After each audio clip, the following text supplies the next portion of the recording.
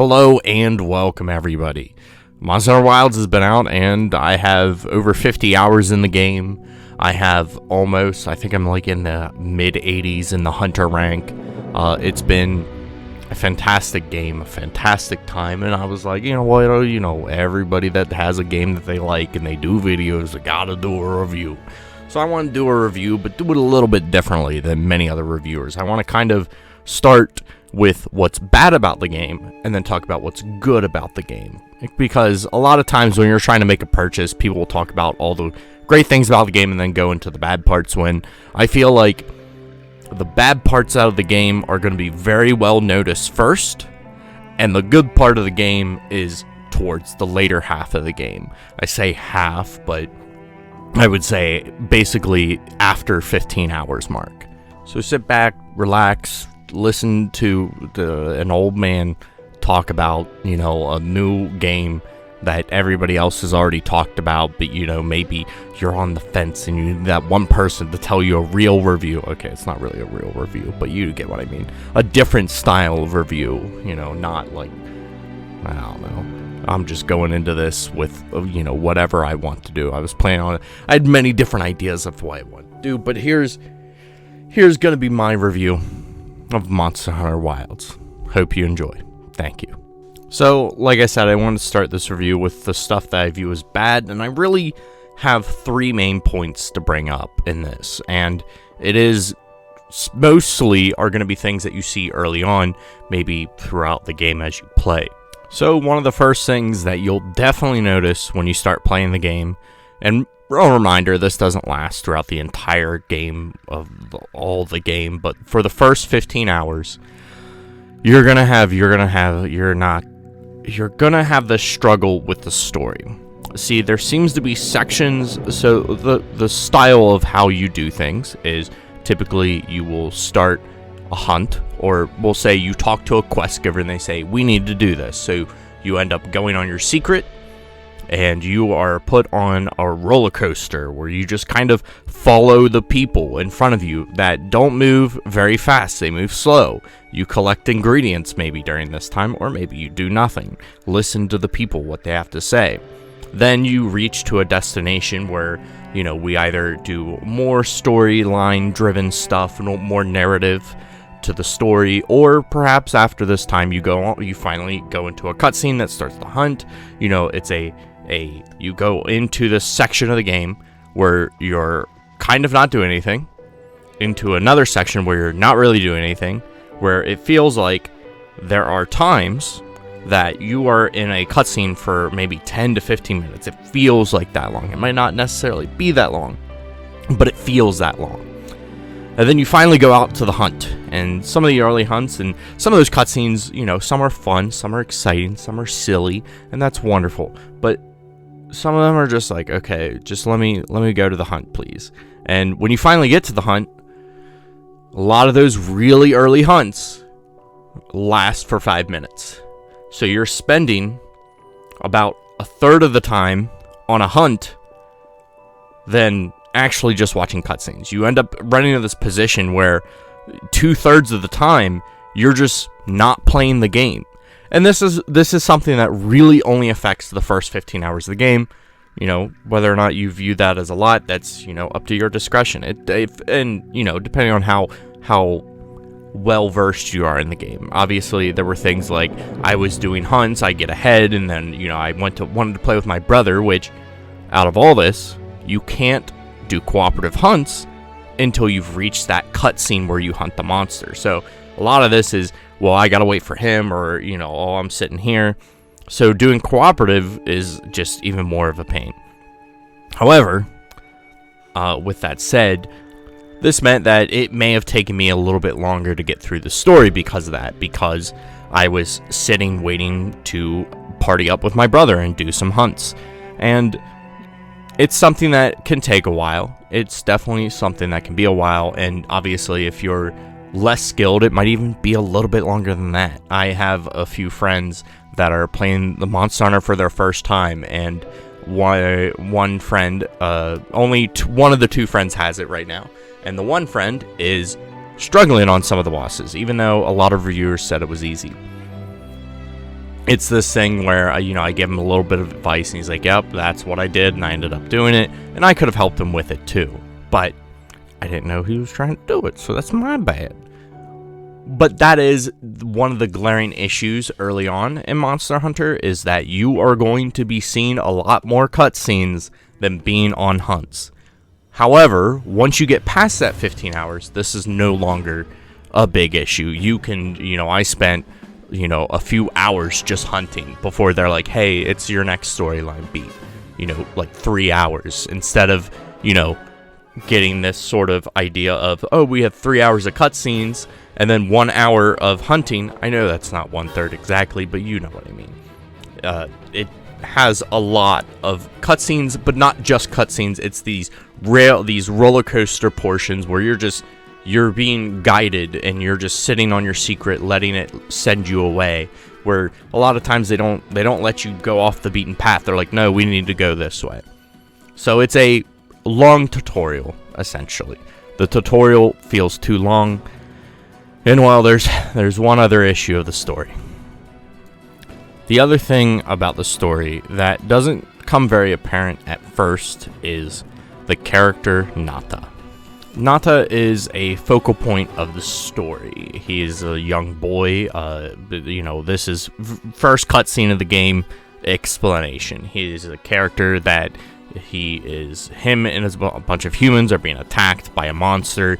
He is told to run away. He runs away. He goes all the way out to where, the main area of Monster Hunter, the main continent of Monster Hunter is. They find him and then say, okay, well, we need to investigate this. There are people living in the Forbidden Lands. We need to investigate this.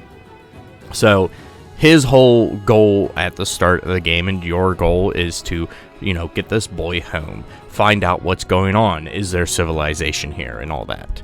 And he's a very main focal point of the story. He's trying to go against what is the flagship monster. If you see the front of the game where, all the images, which you will see eventually, you see what the main monster is. It kind of showcases it. So he is the main focal point of the story, which could have been alright, but everything that he's fine at first, and then there's storyline beats that just make me upset with just how do you even think that this is a thing that you could do. He's a character that I'm always very annoyed at. As time went on, I did not grow to like him. I grew to just say, I don't like him. I don't like this kid. And I don't know if they chose a kid just because it would make more sense. I mean, they have a bunch of adults in this area that are like, wait, you can just use weapons to fight monsters back? It could have simply been that, or maybe they're trying to get, one of these things, like in how Final Fantasy XII, they got a teenager as the main character instead of who was supposed to be Balthier, because, hey, kids can relate to that. Maybe that's why they chose to do it. I'm not certain. If that's the case, why can't you just make your hunter a kid? I don't know. There's probably lore implications that I'm not certain about. But I digress. He, as a main focal point character, is just insufferable eventually. I just do not like him. I won't ever like him. I really just dislike him so much, and I think he really brings the story down a lot to a story that is fairly decent. The story has some interesting moments and very, some of these questionable things that, oh, wow, this is, well, we're going to go into this now. And that's, some of the storyline beats are very interesting and very philosophical at times. But, it just has this main character that's just insufferable. All the other characters are great. I love all the other characters. Every single other character is great, I think. I'm pretty sure I can say that with confidence, but Nata, I just don't like him at all. As another side note, there's also just some things in the story that are brought up that just get thrown away. They just get tossed to the side. It's just weird decisions that were made. It's an overall good story, decent story, with a lot of things that are just like, why did you think to do this? Why? Now for the third thing. This one's more personal. This one's just a personal thing. It feels like this is something that's very side tangent to the game. One of the things that has been available in more so World, I don't think you had this in Rise, but in World, what you could do is there's endemic life, small little creatures that you can capture with your capture net. And what you could do is you could go, you capture them with your capture net. It's like, hey, you get this many research points. Here's a little description of the creature. And then you could go into your house, and then you can place them in your house and kind of decorate your room and everything. It was fun, you know. You'd had a reason to go capture these rare creatures at times. They'd give you a quest to go get them too, obviously. That was the thing. This game has that too. You have to go and capture, eventually, a rare endemic life. Rare fish that I'm not used to the fishing yet. I know that there's a piece of gear that makes it easier, but it's also one that I can't get. Anyways, we're going to go besides that point. You could capture endemic life and put it in your house. You know, you had an aquarium, you had a pond. You could get an aquarium and look at your fish that are in there. Maybe not in base world, but you could get that in Iceborne. And it was something that was fun to decorate your room with all this endemic life. And they have tons of endemic life. They have so much endemic life. They have rare endemic life, non-rare endemic life. And like I said, this is a very personal thing. They have all this endemic life. They have all this stuff. And there's nothing. You get nothing. You know what you can do? You could go and you look at your Monster Hunt field guide. You go down to endemic life and you could be like, hey, look, I've caught 5 of these. That's all you could do. You can't be like, hey, check out my room. I know it was like very buggy and didn't work. That's okay. I can do a room tour. I could make a video and send my friends, or go on, stream to my friends on Discord, stream on a stream. I could showcase the things that I've caught and put into my room. Catching all the moles in the guiding lands was a wonderful thing to do. And I just don't feel inclined to do it anymore. I don't know why catch endemic life other than through the quests, and sometimes they're not fun. They're not really fun at all. And the fishing one is, I'm not used to the fishing. They actually added fishing mechanics. It's actually, I think, once I learn it, it'll probably be great. I'm having an alright time with fishing, but I suck at it. But I feel no need to go do these endemic like quests if your only reward is just the quest reward. That's it. You just get the normal quest reward. You don't need anything else, right? You don't need anything else, right? It's too weird. So yeah, those are my 3 things that I would say are what I don't like about the game and what I don't enjoy about it. It's the one personal one is one that I think not everybody will even care about, but this is very personal. I was very upset to know that there's nothing. Maybe later down the line they'll add it. They don't have the gathering hub right now. Maybe later down the line they'll add a gathering hub and then add a room for the hunters to stay at. I mean, there's multiple locations that would be possible. So now that I've rambled on about all the things that are terrible about the game, let's talk about what's good about the game. Hunts, the gameplay, the mechanics, it just feels wonderful. It feels amazing to deal with. It's this thing where hunts, once you start getting that rhythm down of hunts, as a dual blades user, I'm able to dodge attacks, and when you're able to start getting used to monsters and their attacks, you really get this nice feeling of a dance with the monster. You get to dance with them and kind of dodge attacks, and for me it's I get to deal damage with my dodges, which is fantastic. It feels like there's not a lot of build diversity towards the end of the game, but there's some good sets and some good things to do. I got something that I'm really cooking up with a good paralysis set and everything. I think it could really work out, and I also feel like the game is for the most part very exciting. It's very exciting getting into the gameplay of the game. You really feel like a hunter. You could do hunts and you might be real fast. I use SOS flares just to join up on hunts, find hunts. I've been able to craft gear by checking SOS flares and finding hunts to do. The crafting is a little bit more grindier this time than previous times. I know crafting armor is a lot more crafting armor is a little bit more grindier. Leveling up armor feels way more grindier. You need so many armor spheres to level up your armor to max, and I'm one that I like to level it up to max, but you know, it doesn't feel like I need to level up that gear right now. And there's a lot of ways to get armor spheres, and there's a lot of cheesy ways to get armor spheres as well.